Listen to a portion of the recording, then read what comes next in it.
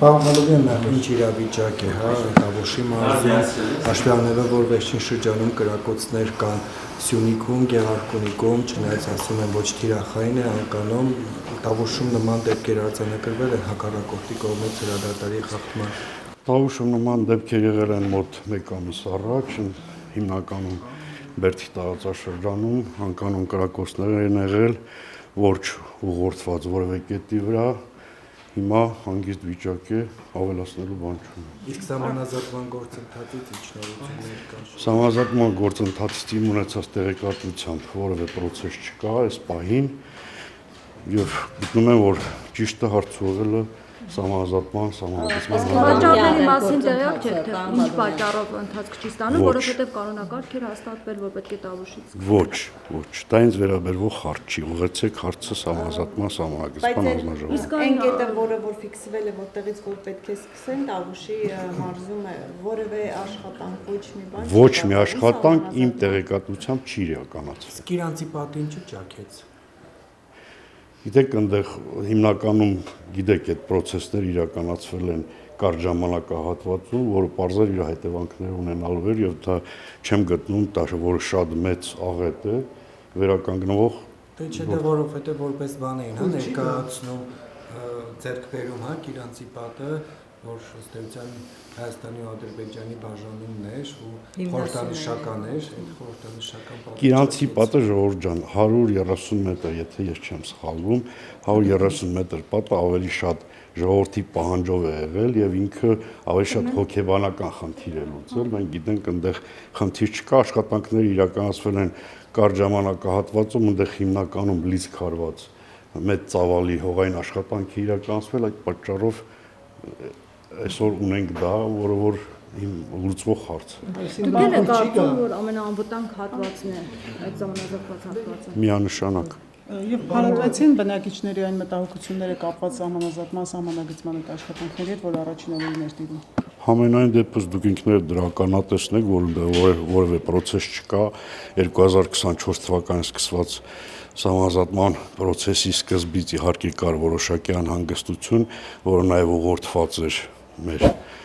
որոշակի քաղաքական շրջանակների կողմից, բայց այս պահին որևէ անհանգստություն չկա, ես շաբաթ օրն եմ եղել անձամբ Կիրանցում, ես հաճախ այցելում եմ, ժողովրդի մոտ անհանգստություն չկա։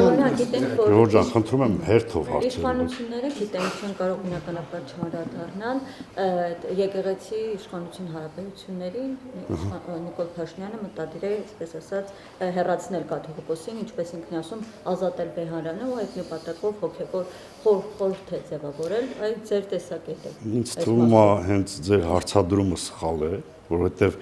դա եկեղեցու դեմ չի ուղված, կոնկրետ վարչապետի կողմից հնչել է հարցադրում, որին տևական ժամանակ պատասխան չի եղել։ Վեհափարի դեմ է ուղղված։ Վեհափարի դեմ չի ուղված է այն մարդու դեմ, որը որ խախտել է կուսակրոնության այդ գրածը։ Վեհափարի եկեղեցու դեմ է ու բառամթերքը նրա, ինչպես է եկեղեցու հոգևորականների մասին խոսում։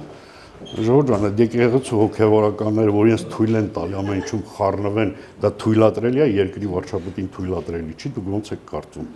Թող այդ եկեղեցականները մտածեն, որ Հայաստանի Հանրապետության ժողովրդի մեծ մասը աղոթում եւ մոմավառում այն եկեղեցիներին, որտեղ սպասավոր չկա։ Թող դրա մասին մտածեն։ Այսինքն ողջունում եք Նիկոլ Փաշինյանի սկսած այս ամբողջ Ուրեմն մեր երկրի վարչապետի քաղաքականությանը ամբողջությամբ կողմ եմ 100%-ով։ Այսինքն դուք կարծում եք, որ ինքը այս ամբողջի Ավել հարցերի չեմ պատասխանել։ Այսինքն երբ որ հիմա գրել է, որ հիմա որ ասում է մեյլին ուղարկեք, հանձնախումբ ձևավորվի, կարող է դուք էլ համաձայնություն հայտնեք այդ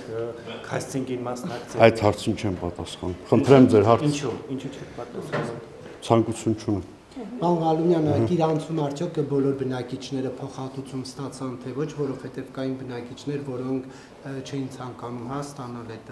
կառավարության կողմից տրվող գումարները։ Ուրեմն դուք գիտեք, որ այդ փոխհատուցման process-ը կառավարության գաղտնի որոշումով է իրականացվել, հավաստիացնում եմ ձեզ, որ 90% ստացել է այդ փոխհատուցումը։ Իսկ այն քիչ տոկոսը ինչով է պայմանավորված։ Քիչ տոկոսի պայմանավորված են նաև որոշակի տեխնիկական խնդիրներ կան, ժառանգության խնդիրներ ուսումնասիրություններ կան այդ process-ի մեջ։ Պարոն Ղալամյան, դուք կարծում եք, որ ինչպես Նիկոլ Փաշինյանը Կիրանցի այդ հատվածը Հայաստանի ամենաանվտանգ հատվածն, այսինքն այնտեղ ապրող քաղաքացիները ամենաանվտանգ իրավիճակում միջավայրում են ապրում։ Միանշանակ։ Այսինքն որ ուղիղ իրավիճակում են մոտեն ադրբեջանցիները դա անվտանգության երաշխիք։ Ժողովուրդ ջան, այսօր դուք տեսաք, ասենք աշխարհի մի ծայրից մի ծայրին խփում են, ասենք այդ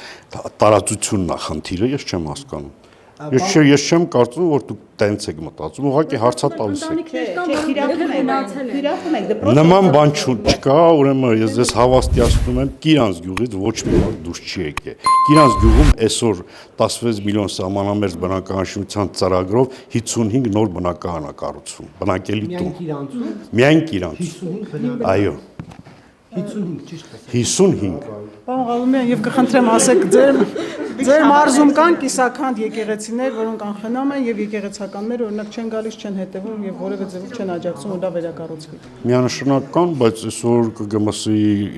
կողմից իրականացվող ծրագրերով մենք բազմաթիվ եկեղեցիներ ունենք, որոնք վերականգնվում են։ Ես նկատի ունեմ եկեղեցուց որևէ աջակցություն լինում է, դա է հարցը։ Այսինքն ինչ առումով աջակցություն։ Եկեղեցականները գալիս են, հետաքրքրվում են, որևէ անգամ մտահոգվել են այդ քանդված եկեղեցիները։ Ամենայն դեպս վերջի շրջանում առնչություն չունեմ Տավուշի եկեղեցականներին։ մարզում տեսել եք եկեղեցիներ, որոնք ըստ Նիկոլ Փաշինյանի բնորոշման հիշեցնում են չուլանների, ասենք օրինակ 5 օշի կրավալվաններ էլ այդպես բաներ։ Միանշանակ, եթե եկեղեցին սպասավոր չունի, Որ եկեղեցու սպասավոր։ չեմ ժողովուրդ ջան, ձեր սադրիչ հարցերով ասենք ինչ եք ուզում անել։ Հիմա որ դուք ասում եք Չեմ պատասխանում այդ հարցին։ Այլ հարցեր։ Մարդիկ պիտի համոզվեն ձեր խոսքի վրա։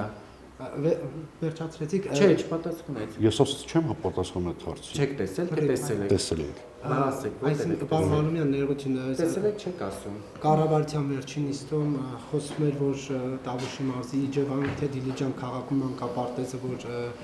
սեփականաշնորհվել է նախկին արտգործնախարարի։ Չի սեփականաշնորհվել, անհատույց տրամադրվել է։ Անհատույց տրամադրվել է, չի սեփականաշնորհվել։ Ինչ նպատակով։ Չեմ կարող ասել, ինչ որ բարեգործական ծրագիր է եղել, որի շրջանակներում տրամադրվել է, որի պատճառով այդ մանկապարտեզի տարածքը ամբողջությամբ մանկագործության համատանել վերջի 15 տարում։ Մեծ տարածք է, հա, ինչ շինություն են։ Ես սխալվեմ երևի քառակուսին ասեմ, բայց Դիլիջան մեջ թե Իջևան։ Դիլիջան քաղաքում էր հենց։ Եվ գնեք, որ դուք ասեցիք, այո, տեսել եք, հա, եկեղեցիներում մահճակալ եւ այլն։ Դա որ եկեղեցում եք տեսել, որ Ամենայն դեպս ես ասացի չեմ պատասխանում այդ հարցին, նույն հարցը դուք կրկնում եք, ասեմ։ Իմաստը տրամաբանություն։ Չեք հավատում, մի հավատացեք, դա ձեր իրավունքն է։ Կարող եք Դուք կարծում եք, որ պետք է վերականգնեցնել, նոր վերահակար բերել։ Ես իմ ասելիքը այդ մասով ասեցի։